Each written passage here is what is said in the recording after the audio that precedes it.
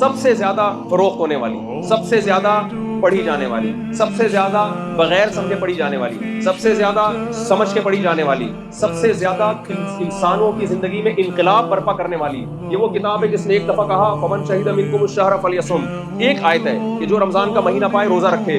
1400 سال سے اس حکم پر ایسا عمل ہو رہا ہے، پوری دنیا میں رمضان آتے ہی یہ تہلکہ مٹ جاتا ہے. اس کتاب نے ایک دفعہ کہا کہ 5 نمازیں فرض ہیں. پوری دنیا میں ہر جنگل، کوئی جنگل ایسا نہیں ہے جہاں مسجد نہ ہو، جہاں نماز نہ ہوتی ہو. اس کتاب نے کہا کہ اذا نادیتم الی الصلاۃ اتخذوها ہزوا، اذان کہا کرو. پوری دنیا میں کوئی ایک سیکنڈ ایسا نہیں ہے جس میں اذان کی آوازیں فضاؤں میں نہ گونج رہی ہوں. اس کتاب نے ایک دفعہ کہا کہ یہ اللہ کا گھر ہے، اس کا طواف کیا کرو. لاکھوں لوگ ہر سال اس وقت سے جا رہے ہیں طواف کرنے کے لیے. اس کتاب نے ایک دفعہ کہا کہ ماں باپ کو اف نہ کیا کرو.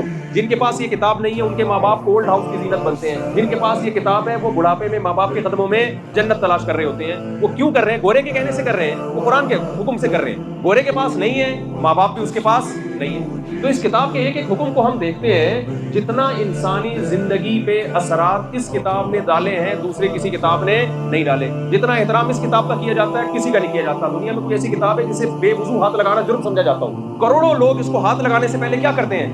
وضو کرتے ہیں. تو بھائی یہ کتاب کا کسی کتاب سے مقابلہ ہوگا تو جتنی چیزوں میں آپ قرآن کو کمپیئر کریں گے ہر جگہ قرآن کا پلڑا بھاری نہیں، بہت زیادہ بھاری ہوگا.